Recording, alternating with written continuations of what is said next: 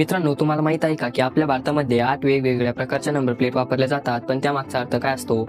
चला तर या व्हिडिओमधून पाहू. नंबर 1, पांढरी नंबर प्लेट. पांढरी नंबर प्लेट ही खासगी वाहनांसाठी वापरली जाते. अशी वाहनं भाड्याने किंवा कमर्शियल यूजसाठी वापरता येत नाही. त्यानंतर येते हिरवी नंबर प्लेट. ज्या गाड्या चार्जिंगवरती किंवा इलेक्ट्रिकल असतात अशा गाड्यांना हिरवी नंबर प्लेट दिली जाते. नंबर 3, पिवळी नंबर प्लेट. या नंबर प्लेट फक्त कमर्शियल यूजसाठी वापरल्या जातात, जसं की ओला, उबर, टॅक्सी, रिक्षा.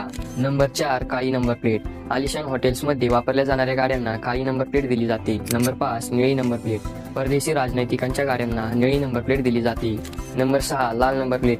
एखादी नवीन गाडी खरेदी केल्यानंतर तिचे परमनंट नंबर प्लेट येऊपर्यंत तिला लाल रंगाची टेम्पररी नंबर प्लेट दिली जाते. नंबर 7, बाणाचे चिन्ह असलेली नंबर प्लेट. ज्या गाडीच्या सुरुवातीला बाणाचे चिन्ह असते अशी गाडी आर्मीची असते. आणि नंबर 8, अशोकस्तंभ असलेली नंबर प्लेट. अशी नंबर प्लेट असलेली गाडी देशाचे राष्ट्रपती किंवा राज्याचे राज्यपाल वापरत असतात.